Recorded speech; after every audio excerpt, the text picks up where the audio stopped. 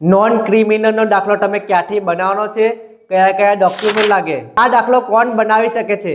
Non ક્રિમિનલનો દાખલો બનાવવા માટે તમે બે રીતે અરજી કરી શકો છો. એક તમે ઓફલાઈન અને બીજું તમે ઓનલાઈન અરજી કરી શકો છો. ઓનલાઈન અરજી કરવા માટે તમારે ડિજિટલ ગુજરાત નામની એક વેબસાઇટ છે, ત્યાં જઈને તમે ઓનલાઈન અરજી કરી શકો છો. ઓફલાઈન અરજી કરવા માટે પણ બે કેટેગરી છે. તમે જો ઓબીસી, એસટી અને એસસી વિભાગમાં આવો છો તો તમારે મામલેદાર કચેરી જઈને ઓફલાઈન અરજી કરી શકો છો. જો તમે જનરલ કેટેગરીમાં આવો છો તો તમારે નજીકના પોલીસ સ્ટેશનમાં જઈને અરજી કરવાની છે નોન ક્રિમિનલ દાખલા માટે. આ ફોર્મ ભરવા માટે કયા કયા ડોક્યુમેન્ટની જરૂર પડે છે? આ ફોર્મ ભરવા માટે કયા કયા ડોક્યુમેન્ટની જરૂર પડે છે? અહીંયા તમારે રહેઠાણનો પુરાવા માટે તમે રેશન કાર્ડ, ઇલેક્ટ્રિક બિલ અથવા તો પાસપોર્ટ આપી શકો છો. કોઈ પણ એક ફોર્મમાં આપી શકો છો.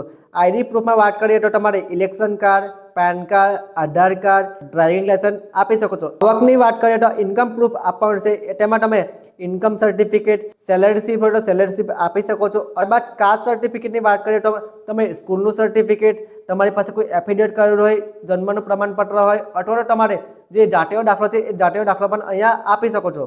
આ દાખલો ખૂબ જ જરૂરી દાખલો છે. હમણાં 2025માં બોર્ડ એક્ઝામ પૂરી થવાની છે, ત્યારબાદ એડમિશન શરૂ થશે. જો તમારે આ નોન ક્રિમિનલ દાખલો નહીં હોય તો તમારા એડમિશનમાં રૂકાવટ આવી શકે છે.